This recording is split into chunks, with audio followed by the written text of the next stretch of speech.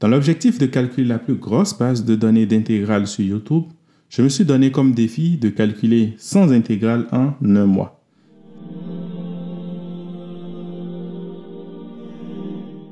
Cette fois-ci, nous sommes avec l'intégrale de sécante de x dx.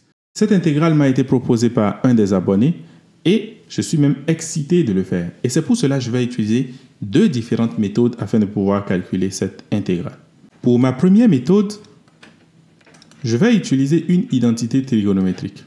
En effet, on sait que sécante de x moins tangente de x est égal à cosinus de x divisé par 1 plus sinus de x. Si vous ne le savez pas, ce n'est pas grave, je vais le prouver après. Pour le moment, on va supposer que cette identité est vraie. Si cette identité est vraie, ça veut dire alors que sécante de x est égal à quoi? Tangente de x plus cosinus de x divisé par 1 plus sinus de x. Et là, dès que je veux intégrer sécante de x, cela revient simplement à intégrer tangente de x et puis à intégrer également cosinus de x divisé par 1 plus sinus de x dx. Vous allez remarquer que ça devient beaucoup plus facile parce que d'abord, tangente de x s'écrit sous la forme de sinus de x divisé par cosinus de x. Et puisque la dérivée de cosinus de x est moins sinus de x, je peux dire que l'intégrale de tangente de x est égale à moins logarithme népérien de la valeur absolue de cosinus de x. Et puisque la dérivée de 1 plus sinus de x est égale à cosinus de x, je peux dire que ceci est aussi égal à logarithme népérien de quoi? 1 plus sinus de x. Et à partir de là, je peux simplement dire, bien sûr, sans oublier la constante, que le résultat, c'est logarithme népérien de 1 plus sinus de x divisé par cosinus de x plus une constante. Logarithme népérien de 1 divisé par cosinus de x plus sinus de x divisé par cosinus de x plus une constante. Et bien évidemment, 1 divisé par cosinus de x, c'est égal à sécante de x. Et sinus de x divisé par cosinus de x, c'est égal à tangente de x plus une constante. Donc, l'élément qui était crucial ici pour utiliser cette méthode, c'est de connaître l'identité qui est en haut. Donc, cette identité qui est ici. Nous allons essayer de la démontrer. Déjà, pour commencer, si je veux prouver que sécante de x moins tangente de x est égal à cosinus de x divisé par 1 plus sinus de x, je vais commencer par cette partie qui est là. C'est-à-dire prendre sécante de x moins tangente de x et calculer cela. C'est égal à 1 divisé par cosinus de x moins sinus de x divisé par cosinus de x. Juste avant de continuer, j'ai une petite anecdote que j'aimerais partager avec vous. En écrivant que sécante de x est égal à 1 divisé par cosinus de x, je me suis rappelé de quelque chose. Et si je vous disais que la fonction sécante, je l'ai découvert lorsque j'étais en train de faire mon doctorat à l'Université de Montréal. Et cela s'est fait à partir d'une anecdote que je ne vais jamais oublier. En effet, je ne connaissais pas du tout cette fonction, la fonction sécante de x. Et pendant que j'ai fait un tour à la bibliothèque, j'ai vu une personne qui était en licence et qui m'a appelé parce que on lui a dit que j'étais un étudiant au doctorat en maths. Donc cet étudiant s'est dit que je serais la meilleure personne qui pourrait l'aider à résoudre un problème qu'il avait. Il s'agissait de calculer justement une intégrale.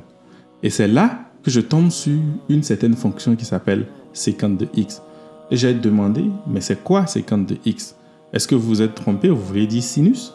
Et la réponse que cette personne m'a donnée est absolument incroyable. Elle m'a dit, tu fais un doctorat en statistique et tu ne sais pas c'est quoi la fonction sécante? Oh, je suppose que vous aussi vous imaginez le malaise.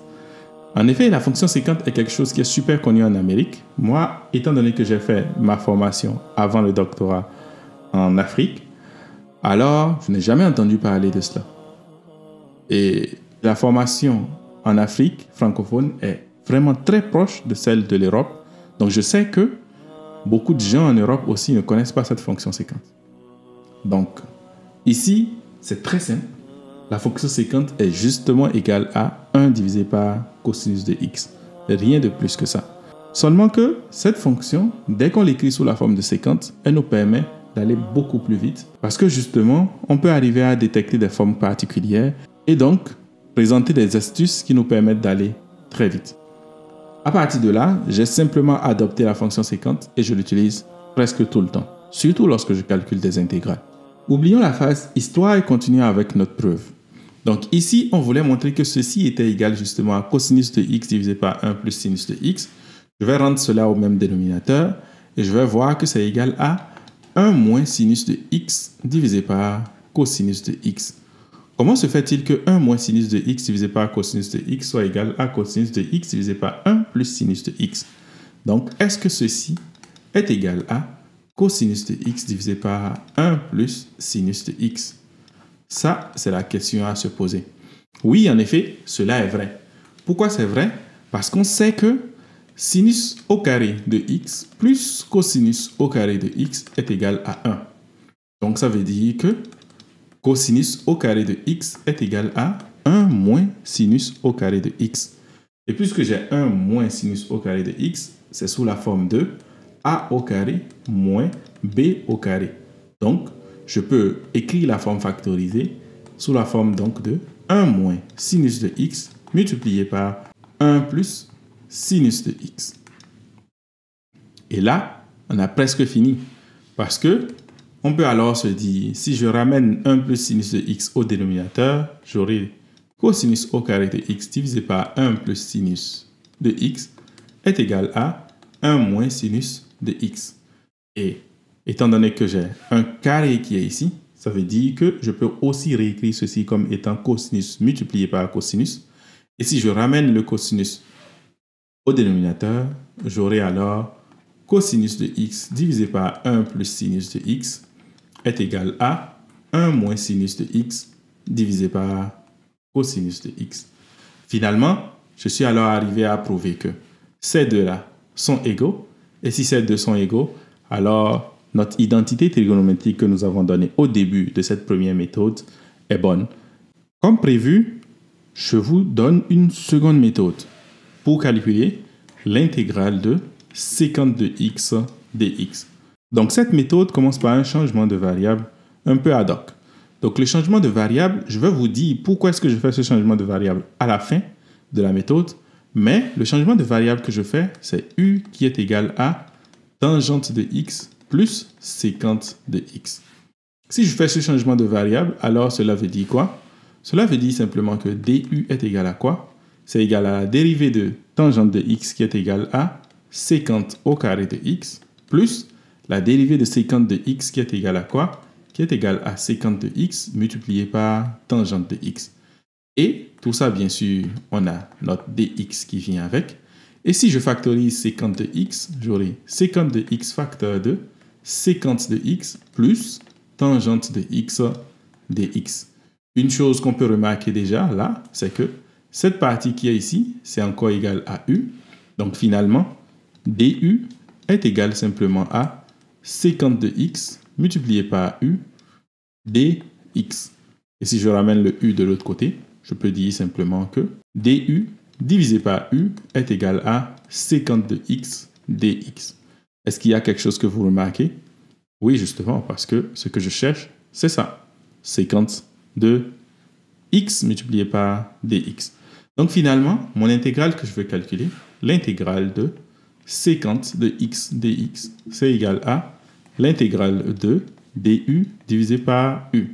Et ceci, je sais exactement ce que ça me donne. C'est égal au logarithme népérien de u plus une constante. Et si je remplace u par sa valeur, u c'était quoi? C'est égal à tangente de x plus sécante de x. Donc, cela va me donner comme résultat logarithme népérien de sécante de x plus tangente de x. Ce qui est exactement le même résultat que ce que nous avons obtenu avec la première méthode.